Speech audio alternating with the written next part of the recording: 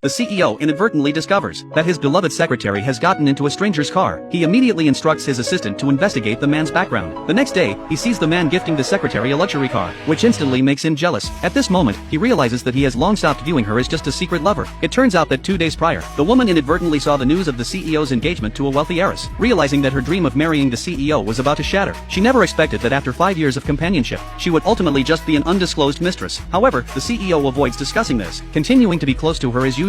This time, she rejects him, and proactively proposes to end their relationship. From now on, they would only be simple superior and subordinate. The CEO feels greatly disheartened, thinking that the woman only cares about money and work. To prove whether she has feelings for him, he intentionally makes her accompany a lecherous client for dinner, thinking she would rebel and get angry. Instead, she prefers to accompany the client rather than beg for mercy from him, even provoking him with her words. He instantly becomes furious and loses his rationality, dragging her to the hospital for a checkup. Faced with the CEO's repeated humiliation, the woman finally becomes disheartened. When the doctor informs the CEO that the woman's checkup results are all healthy, his inner anger finally subsides. However, the woman can no longer endure it, throwing her resignation letter harshly at the CEO, deciding to end their secret lover relationship. Although the CEO appears very indifferent to her on the surface, he has already deeply loved her in his heart. To salvage this relationship, the CEO deliberately moves her belongings away, as a threat for her to stay, thinking she has no one to rely on and would struggle to survive without him. But he never expected that the woman's true identity is actually the daughter of the world's richest man. The reason she endured being a secretary is due to a 5-year bet with her father. If she does not achieve what she wants within 5 years, she must return home to inherit the family business. Her brother, unable to bear seeing her suffer, advises her to return home to live the life of a wealthy young lady. Unexpectedly, she suddenly receives a message that if she terminates the contract early, she will owe a compensation fee of $10 million.